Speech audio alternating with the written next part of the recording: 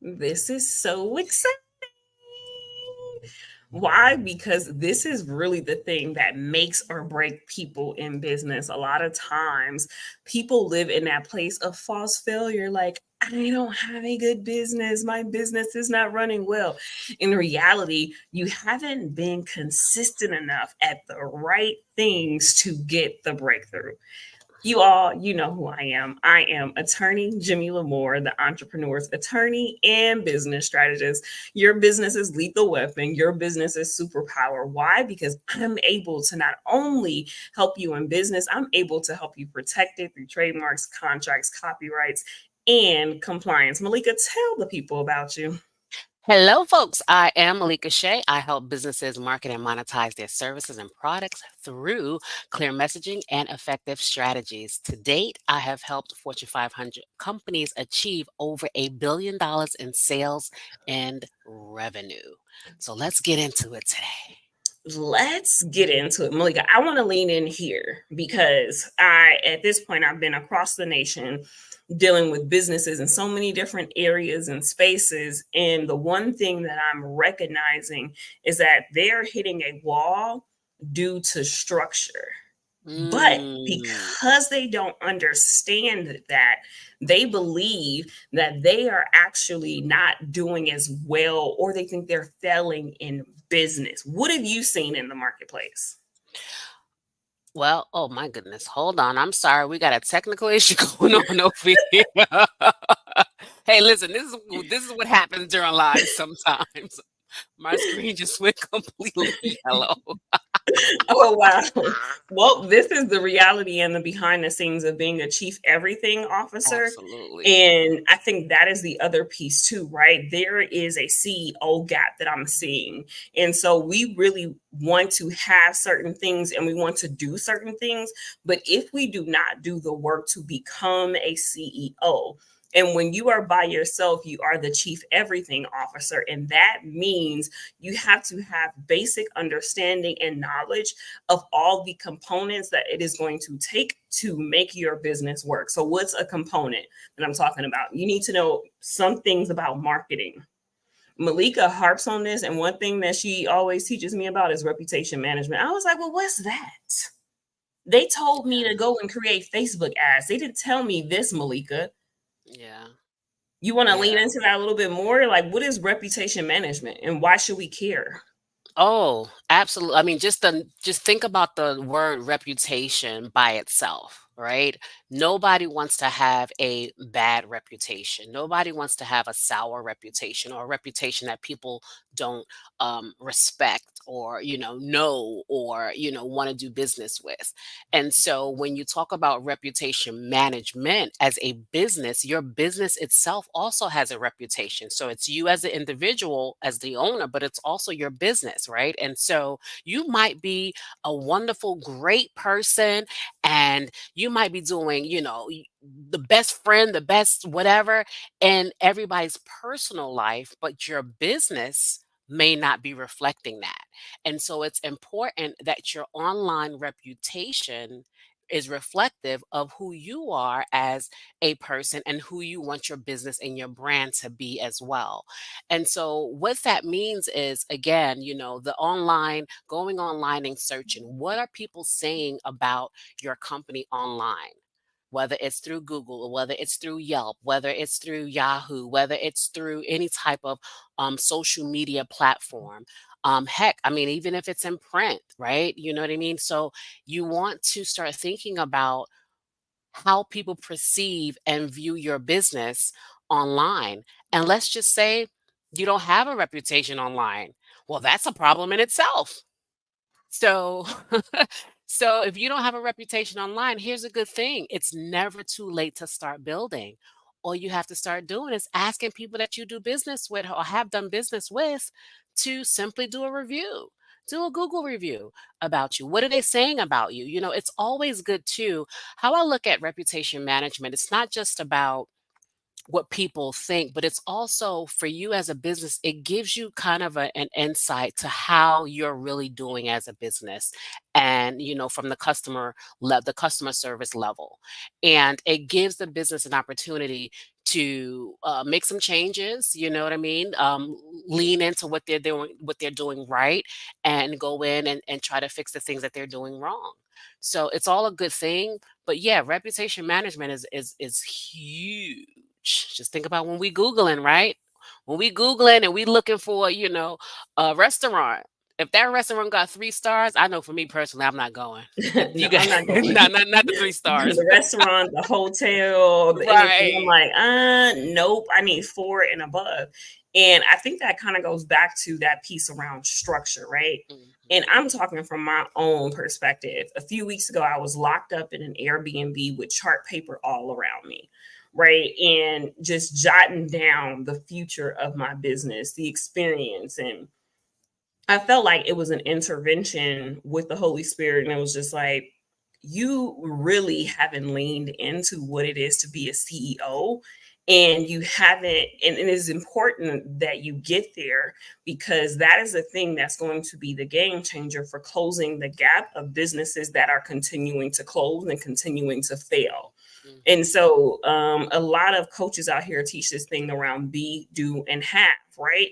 And I think business owners lean into the have, they lean into the do, but you really have to lean into the be. And so when you're starting out, or even when you're growing and you're scaling, you need to figure out, how do CEOs think? Because you cannot bring your worker mentality into the CEO role, right? Because there's a level of strategy that has to be in place.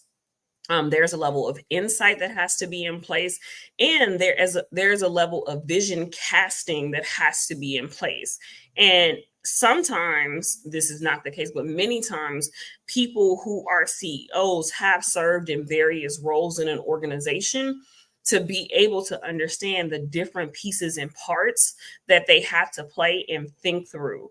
And Mhm. another aha that came to me this week is like, CEOs and visionaries, we count the cost of like expenses and things to do, but you also need to count the cost of Right. people. Mhm. Like, what Mm. people is it going to take to birth this vision and bring it to fruition? I see your head nodding, Malika. What you thinking about over there? So yeah, so when you and I'm going to add discipline, right? Mm, As a CEO, and for me personally, just speaking from my own personal experience, I recognize that I needed to have a different level of discipline, a different type of discipline, being a business owner versus being an employee. Being that CEO versus being an employee, it's a totally different level of discipline.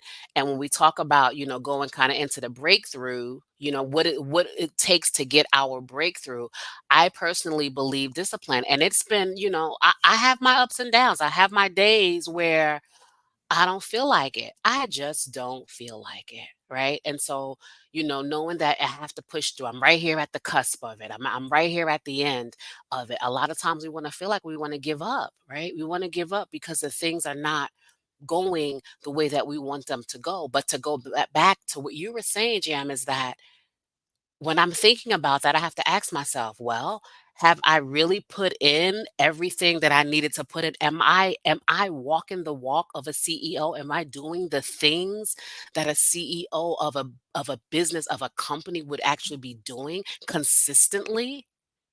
Am I doing that consistently? And if the answer is no, and there's any gaps in between, then I don't have the right to quit.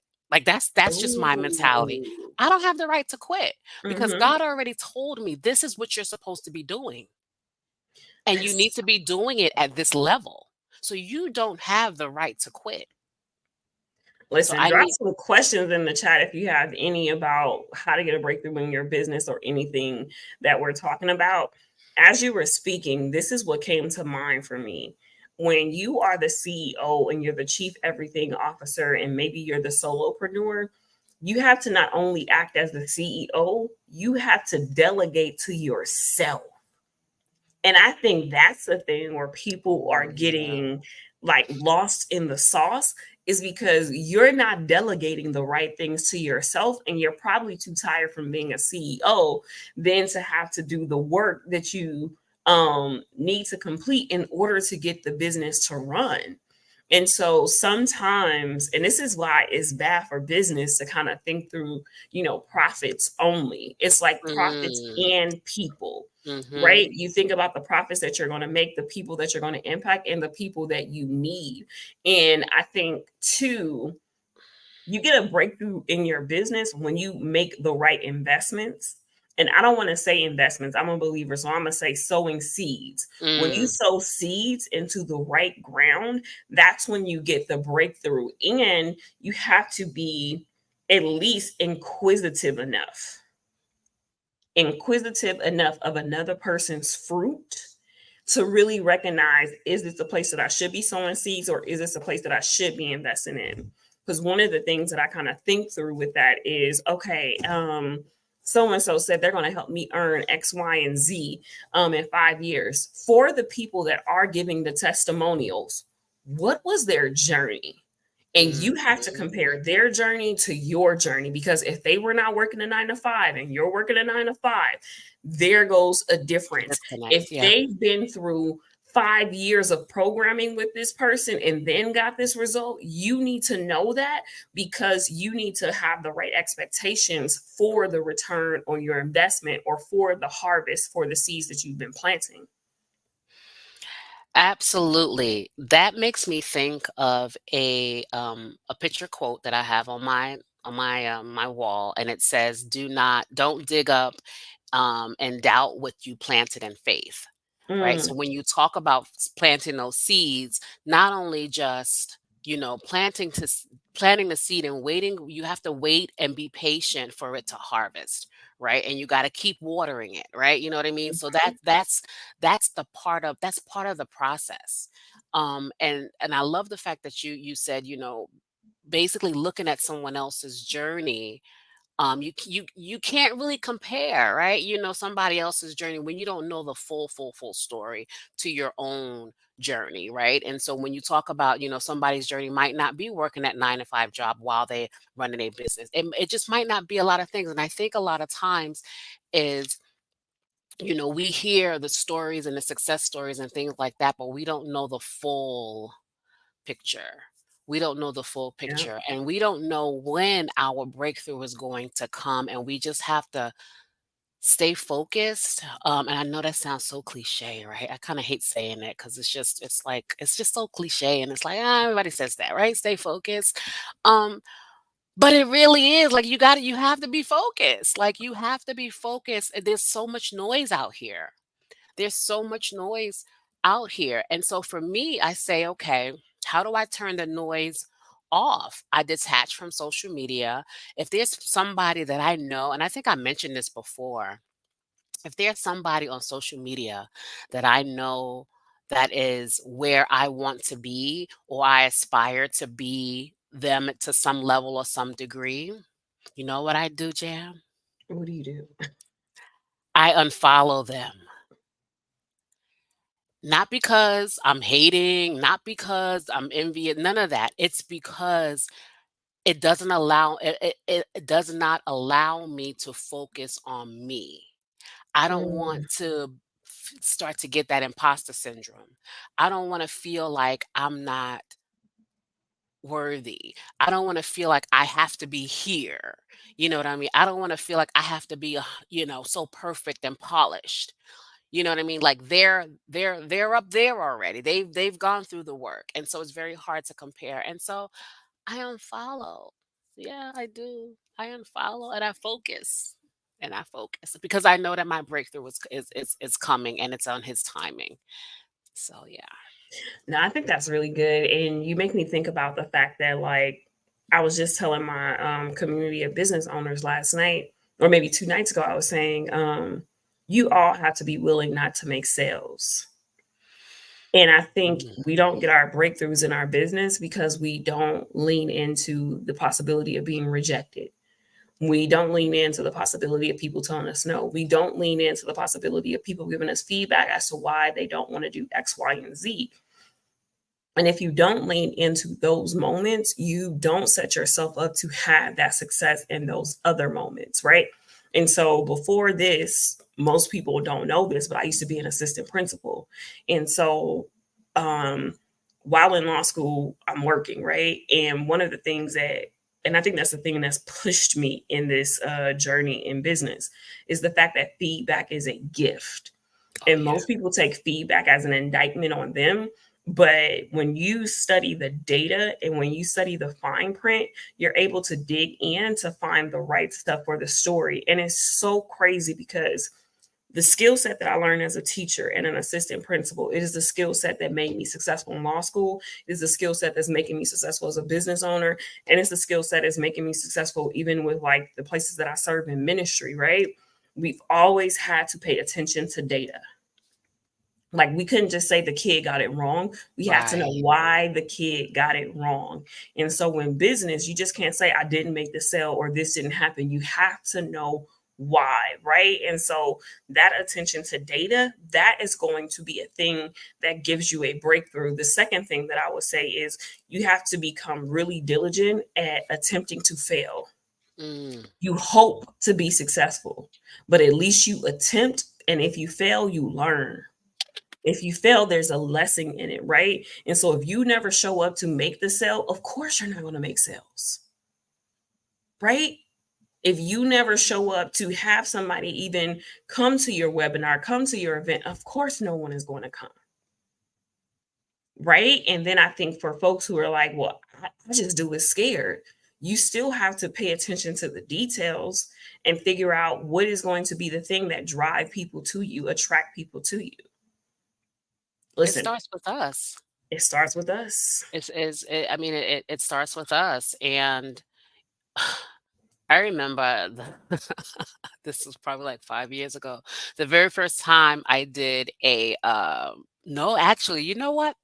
I used to be a multi-level marketing many years ago. I'm gonna go back. I'm gonna give y'all a little history here. And I remember the guy who brought me in, he was just like, just invite people and I'll give the presentation and, that sort of thing. And I was just like, all right, cool, great. I got it. I invited, I don't know, 30 people. I figured, well, if I invited 30, maybe at least 5, 10 might show up.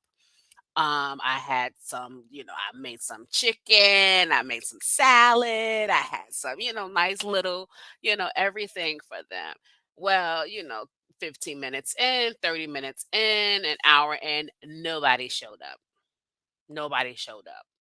But it was discouraging, but you know what? When I walked away from that, I said, "You know what? I did everything. I was Mhm, prepared." Right? I was prepared. I acted like I just knew every single person that I invited was going to come. I was prepared. And so going forward, even into, coaching, the very first time I did like a coaching event, nobody showed up. But you know what I did? I ran through my program, mhm, recorded it, mhm. right? And I use that now till this day, you know, as a coaching tool. And so I'm saying all of that to say it starts with us, and we have to be okay with, and I put failing in quotes because it's not really failing, it's just, it's going through the process. It's Mhm. definitely going through, we have to go through the process. Those no's are so important because those no's gets us to the yeses, those breakthroughs, right? Um, and when we get those yeses, we got to keep going. We have to keep going, but it definitely starts with us. That's so good. That's so good. So as we're wrapping this up, I want you to walk away knowing like your homework is to revisit you and to figure out what's happening for you to break through, to be that version of yourself that's going to attract people, whether it's finding ways to build your confidence, because that's a whole nother thing. You cannot put your head down and do an offer. You have to have the confidence to say that you actually believe in this solution that God has given you for other people. Mhm. And then the other piece is really lean into where am I possibly, I don't, ignorance is the word that comes to mind, but I don't have knowledge in this area, right? Mm. And the knowledge that we don't have hurts us as CEOs. So, whether it's buying a book, getting an Audible, doing something to really wrap your head around, asking Google, asking ChatGPT, like, what are the different things that a CEO should be making decisions about on a week to week basis, month to month basis, day to day basis? What are the different departments that most Fortune 500 companies have? Asking those things, okay, you're like, okay, wow, here it is. I only know content and master classes. And so you're looking at your knowledge of content and master classes thinking that's supposed to produce a millionaire when you have to go back to that B, and that being a CEO. Now, I think we probably gonna have to do a part two to this, Malika, because I you just know, want to say, yeah, and I just want to just say one more thing to that. Something came to my mind as you were talking. And I say this to myself too. And so one of the things is that in prayer, I ask God for all these different things, right? And I have to also know that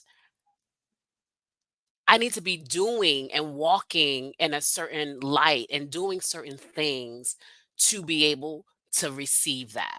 And so if I'm asking for all these clients, if I'm asking for, X amount of dollars, if I'm asking for all of these things, well, what am I doing with the time and the opportunities that I have now?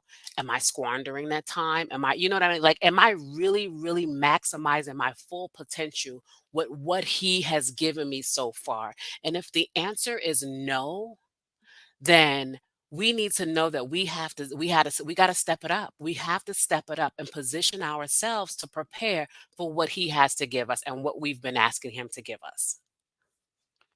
And I'm done. we're ending on this. We have to position ourselves to prepare for what we're asking him for. That's it. Mic That's drop. it. We'll see y'all in 2 weeks. Watch the See y'all in replay. soon. Tag someone. Subscribe. Share. So that we can get this content out to as many people as possible. Because this is rare, and we are the hidden parts. That's the thing that's causing your business not to flow and function in the way that it is designed and called to when it was given to you from God. Peace, y'all. Absolutely. Bye, guys.